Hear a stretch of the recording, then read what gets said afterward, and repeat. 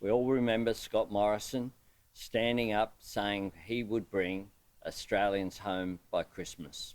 We know that more than 30,000 Australians remain stranded, but the fact that some of those Australians have contracted COVID as a direct result of them not being brought home to safety is an indictment of the federal government's complacency and of Scott Morrison's capacity to make an announcement and then forget about it and not worry about the delivery. What is your message to those people currently stranded in India? Well, I spoke by Zoom yesterday with many of those stranded Australians.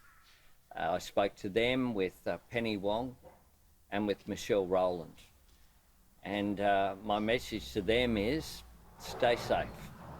Australians care about our fellow citizens. And the fact that we'll continue to advocate for their care. It was heartbreaking yesterday to talk to many of these Australian citizens. They're people who've worked here. They contribute here. They're Australian citizens with other family members here. And this is extremely distressing for those Australians who have loved ones who are trapped overseas, some of whom have been trapped over there for more than a year, who Scott Morrison promised he would bring them home, and he simply hasn't. This is a terrible situation, and it's particularly dire for those unaccompanied children, of which we know there are more than 170 who don't have family members there to look after them. Their mums and dads are here in Australia. And it's particularly distressing both for the children but also for the family members here that Scott Morrison has broken his very clear commitment to bring those Australians home by last Christmas. Could we be bringing more Australians home from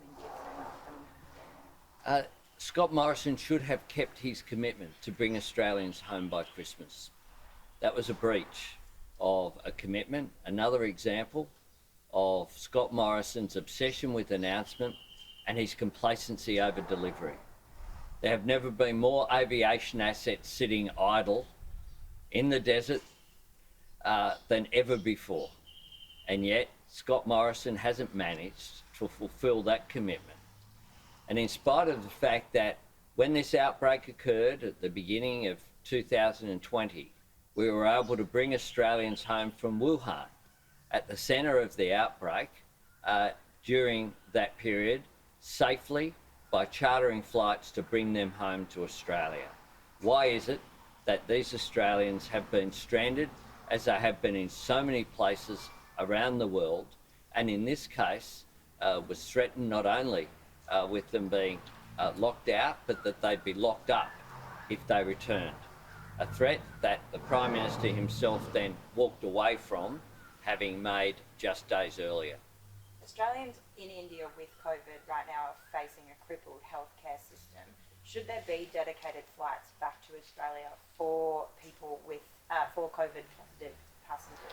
Well, what we should do is take all of the appropriate medical advice. But quite clearly, we need to do better. We need to recognise that when the Prime Minister said he would have Australians home by Christmas, that should have meant something other than just another empty announcement.